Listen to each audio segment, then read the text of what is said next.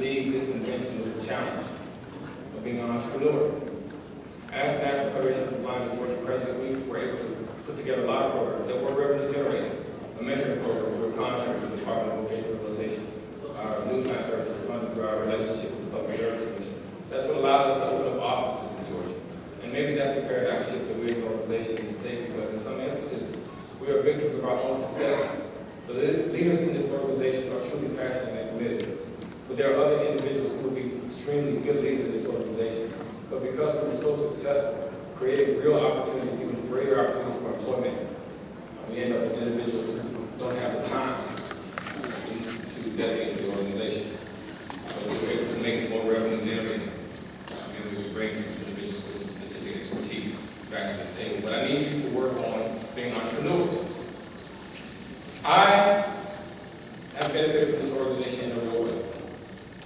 I love each and every one of you. I do consider this my Federation family. I have been the beneficiary of lots of praise from many of you. And I've been the recipient of helpful constructive criticism. And I thank you for that. I've been the recipient of some not so helpful constructive criticism. But I thank you for that too, because that all works for making me a better person. And I think that the way that I benefit is I give it right back to you. And it's that mutual benefit, that mutual support. Yeah, Neil, we love you too. Woo!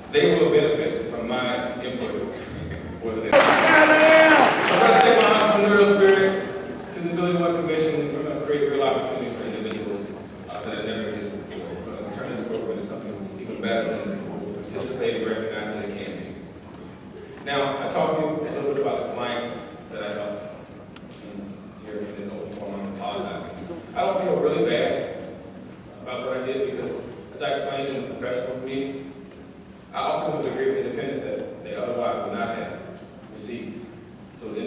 worked at Wachovia, the gentleman that ended up working as a rain shelter vendor, and all the other hundreds of people that I work with.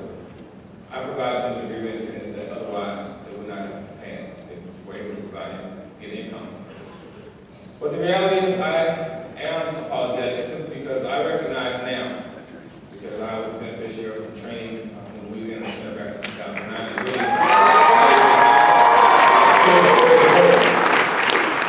so although I made them, assisted them in gaining a greater degree of independence, I denied them their freedom. And that is what I apologize for. Because we in the Federation know that given the proper training, and that's key, and the opportunity, that blind people can aspire to any aspiration that they deem. Amen.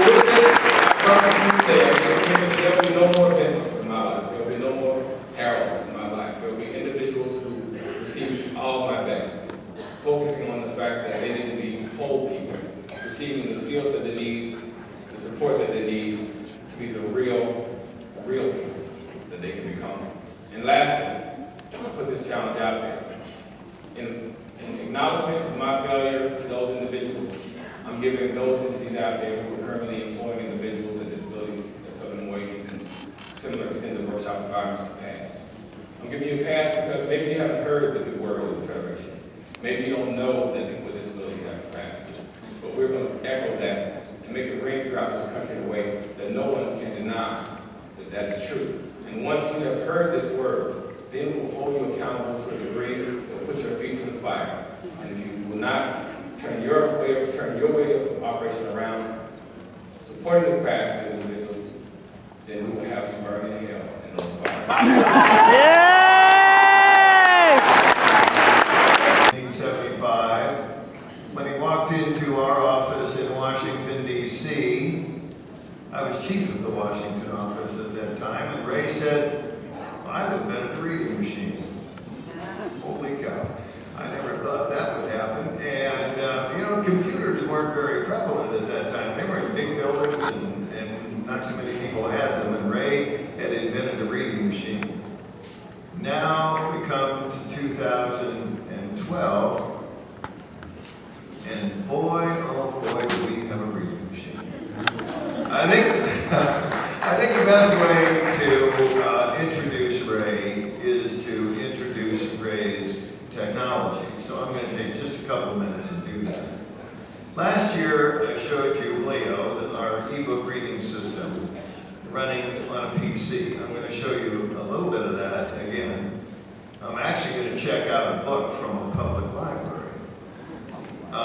And so I've got a HP laptop in front of me. And there we go. Okay, HP laptop. Windows N, desktop, folder view, list view, Leo eBooks, enter. Please wait until the application opens. Leo. Leo is coming up, and 54 my library is now in front of me here. You can see the kind of stuff I read. The significance depression now by Krugman, Paul, press enter to read. The singularity is near when humans transcend biology by Kurzweil, Ray, press enter to read. Fancy I would have that book on. Cronkite by Gregory Douglas, press enter to read. Book about Walter Cronkite. I'm about halfway through it. Payback time made and made money is the best revenge by Tom, Phil, press enter to read. Dr. Howard turned me on to that one. Harley interrupt may pumpkin by broken. Tom, press enter to read. Only thing Moses here of the world is flat grateful. I love you more than my dog, accessible to both. It's even worse than 50 Shades of Grey. It's even worse than the quick something. It's even worse than the quick something. American constitutional system collided with the new politics of extremism by man. Tom C. Ornstein, Norman J. Press enter to read. 50 Shades of Grey by J. This is actually a family show. I think we'll go back to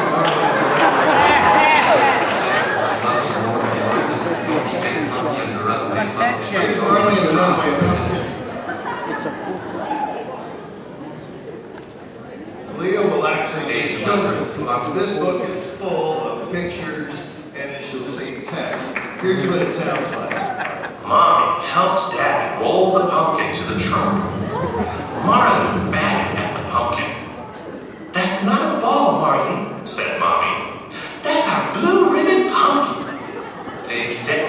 All right, well, that's a real audio book. And some of the books, of course, have text-to-speech. Now I'm going to leave this application and go to the library application. Zoom read the proposed book, page 12, Marley and the Runaway Pumpkin, 54. Okay, now